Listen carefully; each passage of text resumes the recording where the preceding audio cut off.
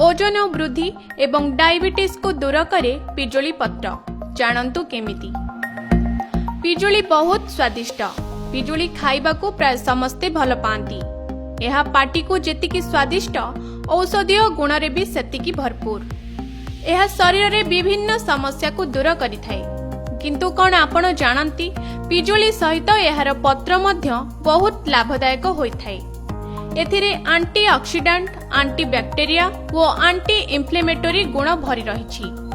पिजुली पत्र रे अनेक प्रकार रोगर चिकित्सा करा जाई परिबो। पिजुली ठारू यार पत्र अधिक लाभदायक होइथाए। पिजुली पत्रर चा स्वास्थ्य पई बहुत लाभकारी होइथाए। तेबे आसंतु जानिबा ए पिजुली पत्रर चार फायदा। यह ओजन वृद्धि को मध्य नियंत्रण रे रखिथाए।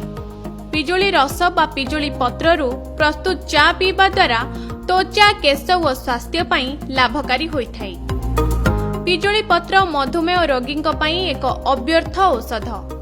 गवेषणारू जणा पड़िछि पिजुली पत्रर चा सेवन कले शरीर रे अल्फा ग्लूकोसाइड एंजाइम रो गतिविधि को कम करी हुए।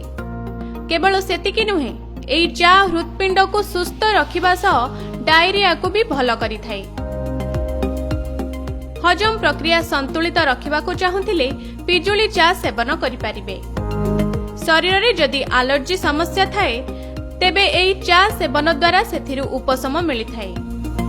पिजुली पत्र रस रे प्रस्तुत चा पीले शरीर रे शर्करार स्तर नियंत्रण रे रहिथाए। ब्यूरो रिपोर्ट, के न्यूज ओडिशा।